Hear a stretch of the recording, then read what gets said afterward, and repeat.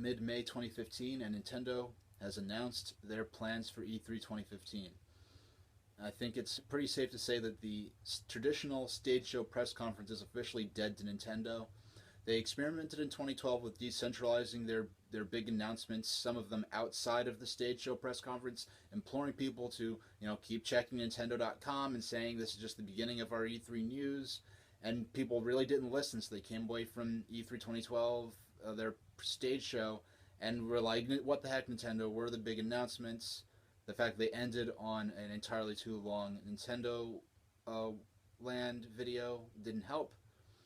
But in E3 2013, they tried having the Nintendo Direct with Iwata standing on a white background, and the idea was all right, but it didn't really go very well.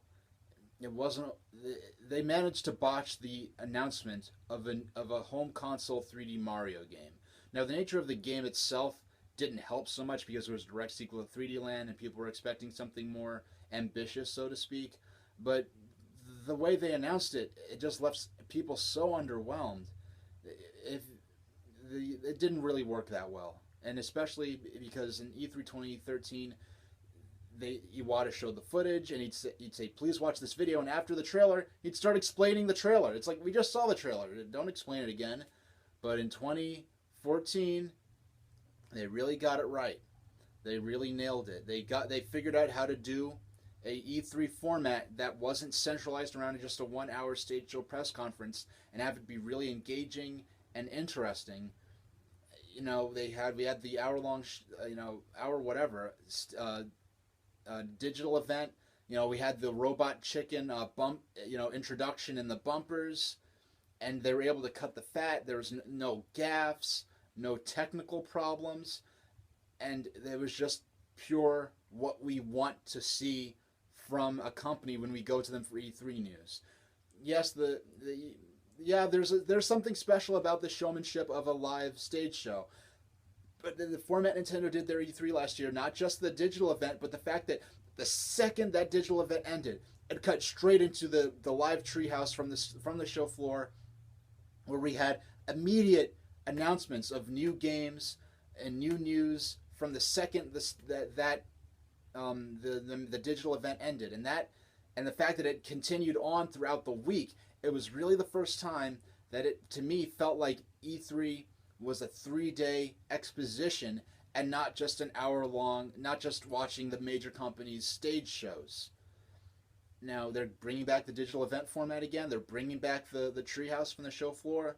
I'm excited for it, and I know the people who work at the Nintendo World Store in New York, they took that format and they were able. Obviously, they know in advance what the format's going to be, but they were able to plan a really great, event, 3-day long event around that the Nintendo's format for their E3 coverage. With they call it the E3 Lounge. They had couches, and it was just a blast.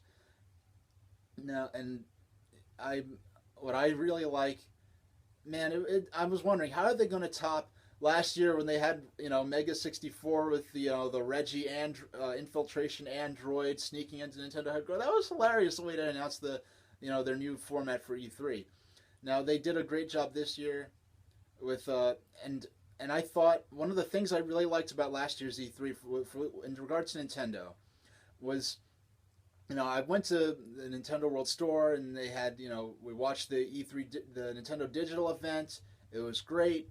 And then, I was hanging out for a while and I had to rush home because I wanted to be home to watch the Smash Brothers tournament, the Invitational. Now, I could have watched it at Nintendo World. They had a great event there for it. But I wanted to go home. I wanted to order pizza and, do it my way at my pace, and not have to worry about getting home, having to worry about taking the train late and having to, have someone pick me up from the train station and all that. I just wanted to get home and watch it at my own pace, order a pizza. Yeah, it was great. I ordered a pizza. I had a big soda, and I watched the Smash Brothers Invitational. I'm not big into Smash Brothers. It doesn't help that I don't have, a house full of people to play it with or people I really meet up with regularly to play it. But it was fun watching it. Jeff Keighley, I have mixed feelings about him, but he was a great host. The way they did the audience participation with who, the people's favorite, character. It was the presentation of it, having had that hype, straight from the digital event.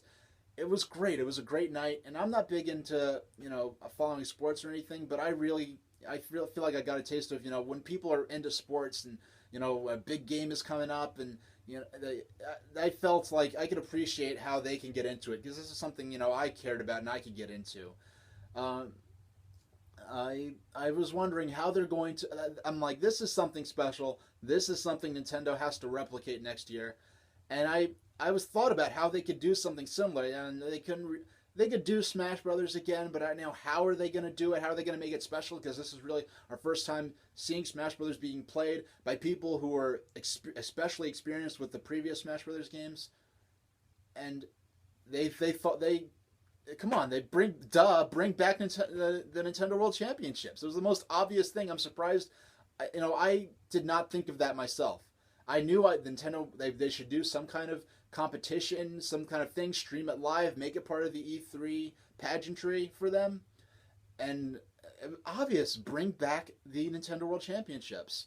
Whatever person or persons at Nintendo thought that up, congratulations. That's an excellent idea.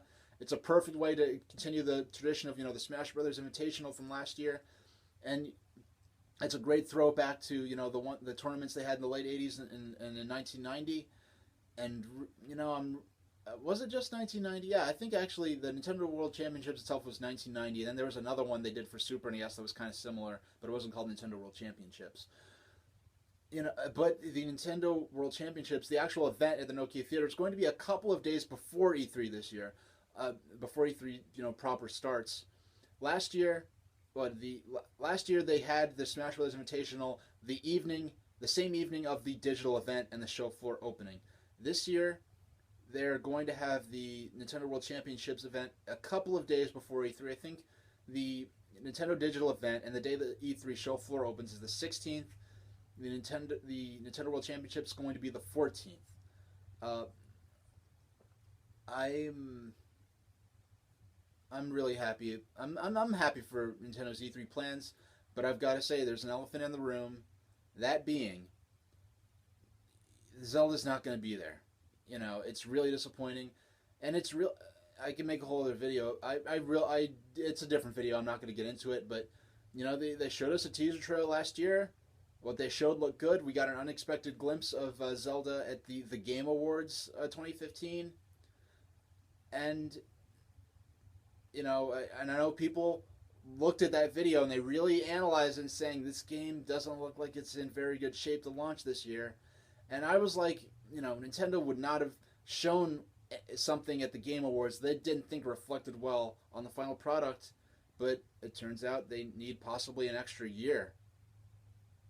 And so, even if they have the best lineup they could possibly make for their E3 this year, when you think Zelda's going to be there for so long and it's not. I mean, it's like if you give someone, hey, I'm going to give you $1 billion. No, never mind. I'm just going to give you $5 million. You're going to be thinking about the $1 billion. You can't fill. There's nothing that can fill that gap. And I remember watching the Nintendo Digital event last year, and when the Zelda trailer ended and went straight into the first gameplay trailer for Pokemon Omega Ruby and Alpha Sapphire. But the second that teaser trailer ended, and I was like, man, we're not going to see anything until a year from now. Man. But we saw a little glimpse of it at the Game Awards, but we're not going to see the proper full reveal for this Zelda game. Probably, I'd say, I don't expect it until E3 2016. I don't expect it being an early 2016 game. I expect it to be late 2016. It stinks, but I'm really happy about Nintendo's E3 plans. I'm excited for it. The way my life's going, I really don't expect to be able to do things like go to Nintendo World for, E3 and whatever in the future. So I'm going this year though. I certainly plan to. if I can, we'll see what happens. But I'm all hyped up for Nintendo's E3. I'm hyped up for E3 in general. I'm always excited for E3. Now, I think that about covers it.